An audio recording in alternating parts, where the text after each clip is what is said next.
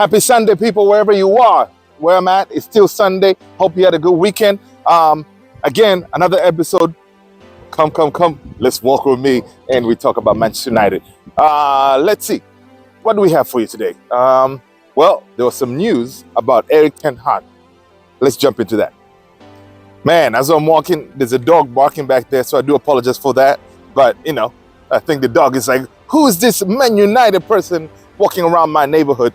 But, well, according to reports, is like, look, this was from I believe, the Daily Mirror or something. They're saying, look, I wouldn't be surprised if Erik Ten Hag leaves Manchester United at the end of this season, because apparently his Ajax is trying to, or they're going to, or they're looking into offering him his job back as a way out of Manchester United. Would he take it? Well, let's see what he said in the past. Well, in the past, Ten Hag previously said, and I quote, "I set requirements in advance about how I want to work. If they aren't granted, I wouldn't do it. Control in transfers is a condition for me." Now, what did I say that quote? Well, because Ineos coming on board with the team, Barada, hopefully Dan Ashworth, they're going to come in with a plan that, Ten Hag should not have control over transfer.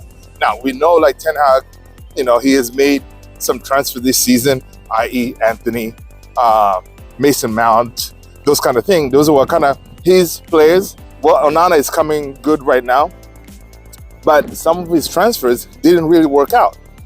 Meaning the players that he wanted didn't really work out. So, what I'm saying is this: would he be on board with Ineos calling the shots? Ineos, meaning Ineos and the team.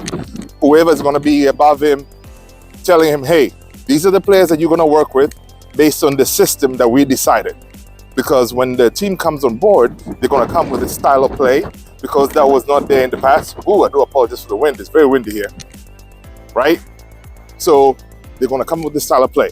That style of play is going to be what is determine what players to get, which is across the board. That's how it's been in all the major, clubs in the world, going forward. That's how they're better at what they do.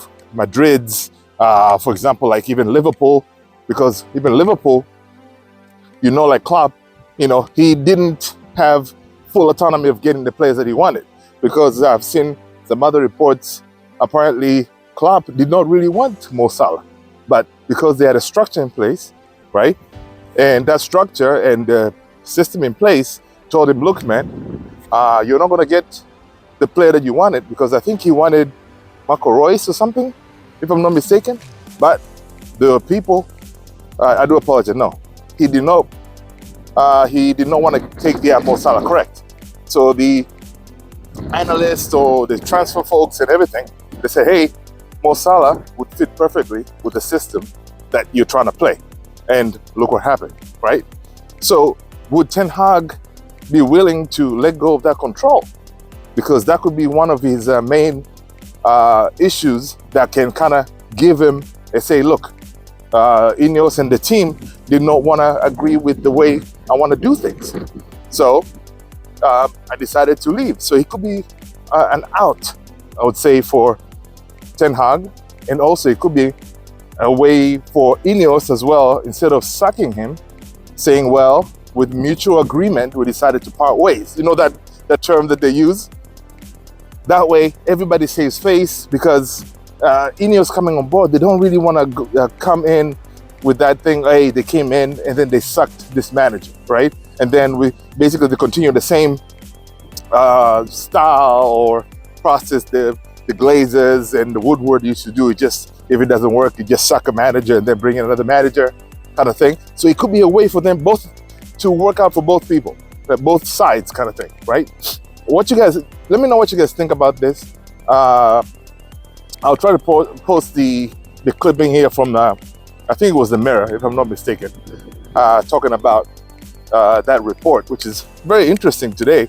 So we'll see, because, Ten Hag is very stubborn. We know that, right? He's very stubborn. He's set in his own ways, kind of thing.